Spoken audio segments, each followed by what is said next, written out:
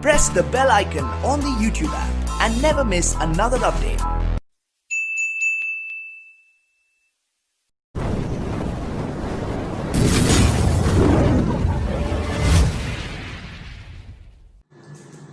Good morning everyone, कैसे हैं आप लोग? सब लोग अच्छे हैं? बहुत अच्छे हैं, है ना?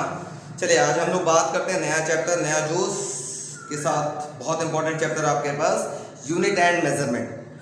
यूनिट एंड मेजरमेंट जो आपके पास चैप्टर है बच्चों,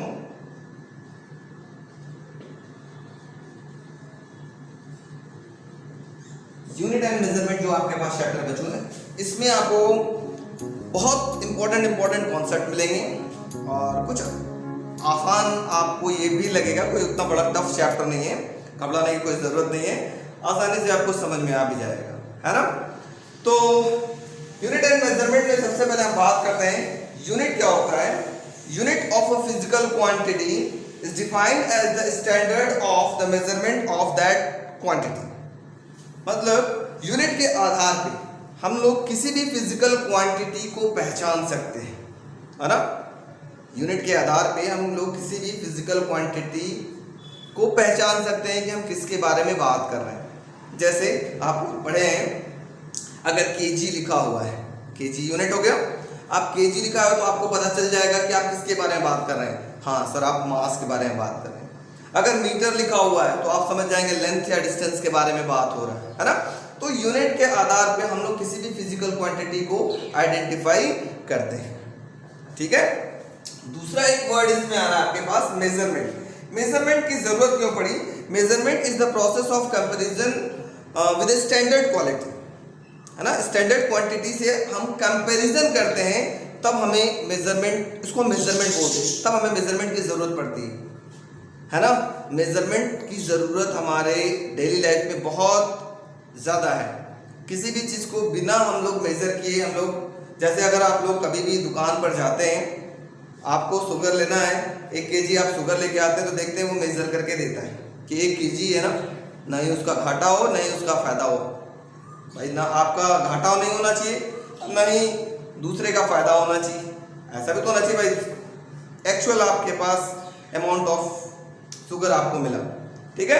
तो मेजरमेंट बहुत जरूरत है हमारे फिजिक्स में डेली। मतलब आप किसी भी, नॉट ओनली इन फिजिक्स, आप साइंस के अंतर्गत, साइंस के किसी भी पार्ट में आप हम बात करेंगे तो मेजरमेंट का एक बहुत इंपॉर्टेंट रोल है बच्चों, ठीक है? तो इस चैप्टर में हम लोग को इन्हीं से रिलेटेड सारे कहानियां पढ़ना है कि मेजरमेंट का कुछ तरीका है, जैसे मास को मेजर करने का कैसे कैसे हम लोग मेजर कर सकते हैं, टाइम को मेजर कैसे कर सकते हैं, लेंथ को मेजर कैसे कर सकते हैं, है ना? इस तरीके से हम लोग डिफरेंट फिजिकल क्वांटिटी को किस प्रकार हम लोग मेजर करते हैं, इसके बारे में हम लोग इस चैप्टर में हम लोग पढ़ेंगे, ठीक है?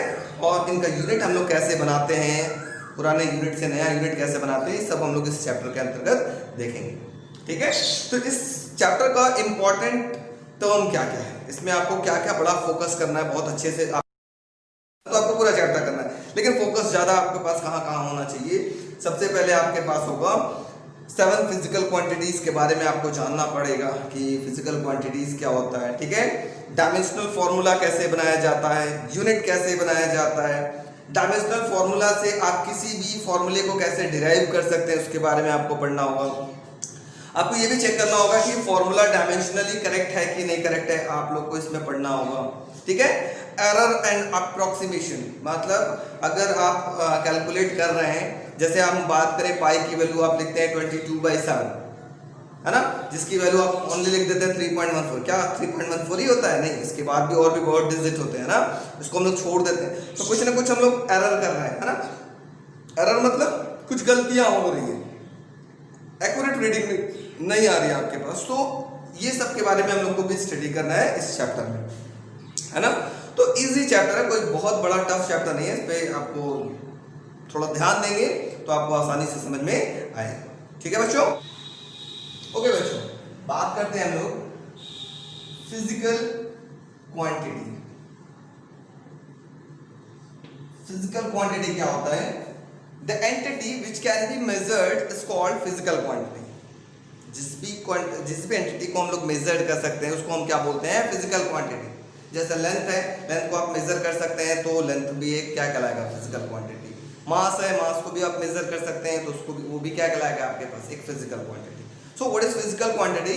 The entity which can be measured is called physical quantity. अब इस फिजिकल क्वांटिटी को आप दो पार्ट में डिवाइड करते हैं। पहले पार्ट को आप बोलते हैं फंडामेंटल क्वांटिटी,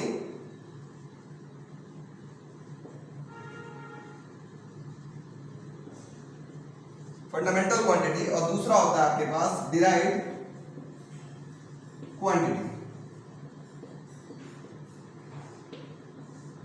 ठीक है। So what is fundamental quantity? तो what is physical quantity? The entity which can be measured, जो भी चीज को हम लोग मेजर कर सकते हैं उनको हम बोलते हैं physical quantity. A physical quantity is classified in two forms, that is first one is fundamental quantity and second one is derived quantity. And what is fundamental quantity? The physical quantity which is independent of other physical quantity, मतलब एक ऐसा physical quantity जो किसी पे depend नहीं है। ठीक है, ऐसे physical quantity को हम क्या बोलते हैं, fundamental quantity। जैसे हम बात करें, हमारे पास 7 different fundamental quantity होते हैं बच्चों। सबसे पहला होता है लेंथ। लेंथ को आप तोड़ेंगे तो भी लेंथ ही रहेगा, ऐसा तो है नहीं कि वो मास हो जाएगा, है कि नहीं, वो किसी और चीज पे डिपेंडेंट नहीं है। दूसरा होता है आपके पास मास। ठीक है, मास को भी आप ब्रेक करेंगे तो भी वो मास ही रहेगा, है कि नहीं, किसी और पे डिपेंड नहीं है, मास किसी चीज पे डिपेंड नहीं कर रहा है। ठीक है। तीसरा इंपॉर्टेंट होता है आपके पास टाइम। टाइम को भी तोड़ेंगे, जैसे सेकंड है, सेकंड को भी तोड़ा तो और छोटे पार्ट में तोड़ेंगे तो भी टाइम ही रहेगा, है ना, टाइम को और सिंपलर फॉर्म में तोड़ेंगे तो भी टाइम ही रहेगा। तो उसको हम बोलते हैं फंडामेंटल क्वांटिटी। फर्स्ट हो गया लेंथ, सेकंड हो गया मास, थर्ड हो गया टाइम, फोर्थ हो गया एम्पियर। ठीक है, एम्पियर। फिफ्थ हो गया आपके पास केल्विन, इसको टेम्परेचर आप बोल सकते हैं। ठीक है, टेम्परेचर। 6 हो गया आपके पास ल्यूमिनस इंटेंसिटी,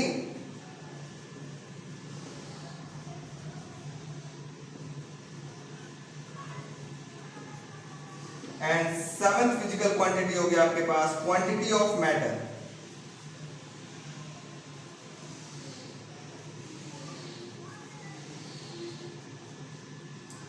ये आपके पास 7 बेसिक फंडामेंटल क्वांटिटीज हैं। कौन कौन सा है?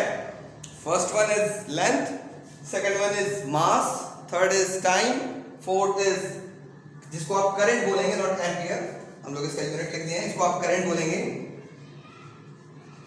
Fourth one is current, fifth one is temperature, sixth one is luminous intensity, and seventh one is quantity of matter. All these 7 are known as the fundamental quantity. Now, what is derived quantity? The quantity which is derived with the help of fundamental quantity or which is expressed in terms of fundamental quantity is called derived quantity. ऐसी quantity जिसको fundamental quantity की सहायता से बनाया जाता हो या derive किया जाता हो, ऐसे फिजिकल क्वांटिटी को हम बोलते हैं डिराइव्ड क्वांटिटी। जैसे हम बोलते हैं वेलोसिटी, वेलोसिटी, क्योंकि वेलोसिटी इक्वल टू आपके पास होता है, आपको याद होगा, डिस्टेंस अपॉन में टाइम। तो डिस्टेंस क्या है? लेंथ होता है, और टाइम क्या है? टाइम है। देखिए, ये लेंथ और टाइम के सहायता से बनाया गया है, दोनों मिलकर के बने हुए हैं, तब उसको बोला गया डिराइव्ड क्वांटिटी। क्या फंडामेंटल क्वांटिटी का लेंथ से ही बना है, कोई और तो इसमें क्वांटिटी था नहीं, इसी वजह से इसको फंडामेंटल क्वांटिटी बोला गया। लेकिन इसमें क्या हुआ, इसमें 2 फंडामेंटल क्वांटिटी के सहायता से एक नया क्वांटिटी बनाई जाती है, नया फिजिकल क्वांटिटी बनाई जाती है, that is called derived quantity. जैसे वेलोसिटी हो गया, आप एक्सेलरेशन बोल सकते हैं, एक्सेलरेशन हो गया, फोर्स हो गया, एक्सेट्रा, बहुत सारे हैं आपके पास एग्जांपल है। ठीक है, तो what is physical quantity? The entity which can be measured is called physical quantity. It is categorised in two parts, fundamental quantity as well as derived quantity, what is fundamental quantity? The physical quantity which is independent of other physical quantity is known as fundamental quantity, or which cannot depend upon the other physical quantity is called fundamental quantity. There are 7 important basic fundamental quantities. First is length, second one is mass, time, current, temperature, luminous intensity and quantity of matter. Now what is derived quantity? The quantity which can be made or which can be derived with the help of fundamental quantity is known as derived quantity. जिस physical quantity को हम fundamental quantity के सहायता से नई physical quantity बनाते हैं उसको हम बोलते हैं derived quantity. Example है velocity, acceleration, force, etc. and many more. ठीक है? इसी तरीके से आपके पास बात आती है यूनिट की. ठीक है? Unit are also classified in 2 parts. जो यूनिट भी है वो भी 2 फॉर्म में हम इसको बात कर सकते हैं. कैसे बात कर सकते हैं थोड़ा ध्यान दे लेते हैं. एक होगा आपके पास unit is also divided into 2 parts. First one is known as fundamental unit and second one is known as derived unit. ठीक है? अब अगर हम यूनिट की बात करेंगे तो देखिए फंडामेंटल यूनिट ऐसी यूनिट होती है, वही सेम आपके पास डेफिनेशन होगा, विच can not be derived with the help of other unit, जो किसी और की सहायता से डिराइव नहीं होता हो, है ना, उसको हम क्या बोलते हैं? Fundamental unit. ठीक है? फंडामेंटल यूनिट और those unit which can not be further resolve or which can not be derived with the help of any other unit. इसको हम और सिंपलर फॉर्म में नहीं तोड़ सकते. जैसे हम बोले लेंथ, लेंथ की जो यूनिट होती है आपके पास वो होती है मीटर. मीटर इसकी यूनिट हो गई. मास हो गया, मास की यूनिट क्या हो गई? केजी हो गई. बहुत सारे यूनिट होते हैं, जरूरी नहीं कि मीटर हो. मीटर हो सकता है, सेंटीमीटर हो सकता है, मिलीमीटर हो सकता है, डेसीमीटर हो सकता है. मतलब ये यूनिट हुआ इसका. ठीक है? टाइम की जो अगर हम ऐसा यूनिट की बात करेंगे थोड़ी देर बाद बताते हैं कि आपको पास ऐसा यूनिट क्या होता है, सिस्टम ऑफ यूनिट्स क्या होते हैं, इसके बारे में बात करते हैं. तो फिलहाल अभी यूनिट देखते हैं. जैसे लेंथ का हमने बताया मीटर हो गया, मास का केजी हो गया, टाइम का सेकंड हो जाएगा. ठीक है? करंट का आपके सबको पता है कि एम्पियर होता है, 10th में हम लोग पढ़ करके आए हैं ना. टेम्परेचर का केल्विन होता है बच्चों, सबको आप लिख भी सकते हैं. ये सेकंड को S से रिप्रेजेंट करते हैं, एम्पियर को A से रिप्रेजेंट करते हैं, केल्विन को K से रिप्रेजेंट करते हैं. ल्यूमिनस इंटेंसिटी का होता है कैंडेला, कैंडेला इसको CD से रिप्रेजेंट करते हैं. ठीक है?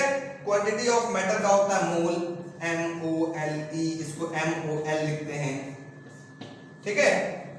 तो इसको हम बोलते हैं फंडामेंटल क्वांटिटी. तो व्हाट इज फंडामेंटल क्वांटिटी या sorry what is fundamental unit? Those unit which can not be further resolve. उसको और नहीं तोड़ सकते. लेंथ को तोड़ेंगे और भी तोड़ेंगे तो क्या होगा? लेंथ ही रहेगा. उसको और तो किसी पार्ट में तोड़ नहीं सकते. which cannot be further resolved, or you can say that those unit which cannot be derived with the help of any other unit. किसी और यूनिट की सहायता से उसको हम डिराइव नहीं कर सकते, ऐसे यूनिट को हम बोलते हैं fundamental unit. And what is derived unit? Those unit which can be derived with the help of fundamental unit. ऐसे यूनिट्स जिनको हम लोग फंडामेंटल यूनिट की सहायता से अगर डिराइव करते हैं, ऐसे यूनिट को हम बोलते हैं क्या? Derived unit. देखिए जैसे हम बात करें, अगर इसी की बात करते हैं डिराइव्ड यूनिट का एग्जांपल अगर आप ले लेते हैं तो डिस्टेंस को आप लेंथ लिख सकते हैं, लेंथ अपॉन में टाइम. और लेंथ का यूनिट क्या होता है? अभी हमने बताया था मीटर, और टाइम का क्या होता है? सेकंड. तो इसकी यूनिट हो गई मीटर पर सेकंड. ठीक है? एक्सीलरेशन की यूनिट हो जाएगी आपके पास मीटर पर सेकंड स्क्वायर. फोर्स का यूनिट हो गया आपके पास न्यूटन, आप बोल सकते हैं. ये सारे यूनिट आपके पास क्या है? ये आप न्यूटन फोर्स को आप शायद आपको याद होगा, force equal to the mass into acceleration. इसको आप ऐसे भी लिख सकते हैं. फोर्स का हो गया यूनिट केजी, एक्सीलरेशन का यूनिट होता है मीटर पर सेकंड स्क्वायर, इसको सिंपली आप न्यूटन भी बोलते हैं. ठीक है? तो ये क्या है? देखो इसमें आपके पास टाइम भी है, लेंथ भी है, मास भी है. इन सब की सहायता से एक नया यूनिट बना. That unit is known as derived unit. So what is derived unit? Those unit which can be derived with the help of fundamental unit. देखिए फंडामेंटल यूनिट की सहायता से ही बनाया गया है, तो ऐसे यूनिट को हम क्या बोलते हैं? Derived unit. बात समझ में आ रही है बच्चों? What is fundamental unit? Those unit which cannot be derived with the help of any other unit, or you can say that which cannot be further resolved into a simpler form. Resolve का मतलब होता है उसको और तोड़ नहीं सकते छोटे फॉर्म में, ठीक है? Those unit which cannot be further resolved into a simpler form is called fundamental unit. There are 7 different fundamental units are also given. Length, mass, length का मीटर, मास का केजी, टाइम का सेकंड, करंट का ampere, temperature का kelvin, luminous intensity candela, ठीक है, quantity of matter मोल, ठीक है। All these 7 units are known as the fundamental units. And what is derived unit? Those unit which can be derived with the help of fundamental unit is known as derived unit. ऐसे unit जिनको हम fundamental unit की सहायता से बनाते हो, ऐसे unit को हम क्या बोलते हैं? Derived unit. डिराइव्ड यूनिट का एग्जांपल आपके पास है मीटर पर सेकंड, जैसे वेलोसिटी हो गया, एक्सीलरेशन का यूनिट हो गया मीटर पर सेकंड स्क्वायर, फोर्स का यूनिट हो गया केजी मीटर पर सेकंड स्क्वायर, ठीक है। तो ऑल दीज, इसके अलावा बहुत कुछ है आपके पास है जिसको हम लोग क्या बोलते हैं? Derived unit. समझ में आ रहा है बच्चों? क्लियर है? तो आज के लिए इतना ही रहने देते हैं, फिर कल से हम लोग बात करेंगे सिस्टम ऑफ यूनिट पे। तो इसको आप स्नैपशॉट लेते चलिएगा जैसे जैसे मैं बताते चल रहा हूँ, और इसका आप नोट्स बनाते रहिएगा बच्चों। सभी बच्चों को नोट्स बनाइए। जो भी प्रॉब्लम हो आपको मेरा व्हाट्सएप नंबर आप सबको मिला होगा, मेरा व्हाट्सएप नंबर है 8299089146। फिर से एक बार रिपीट कर दे रहे हैं, 8299089146 पे कॉल करिए, और कोई भी डाउट हो तो आप हमसे पूछ सकते हैं बच्चों। आपकी जो पूछने का टाइमिंग है, आप सुबह 10 से 1 बजे के बीच में आप कभी भी कॉल कर सकते हैं, ठीक है बच्चों? ओके, उम्मीद करते हैं आपको समझ में आया होगा, मज़ा आ रहा होगा। फिजिक्स थोड़ा थोड़ा कोशिश करेंगे समझने का तो समझ में आएगा, और डेली पढ़िएगा, ठीक है बच्चों? ठीक है, stay home, stay safe, goodbye बच्चों।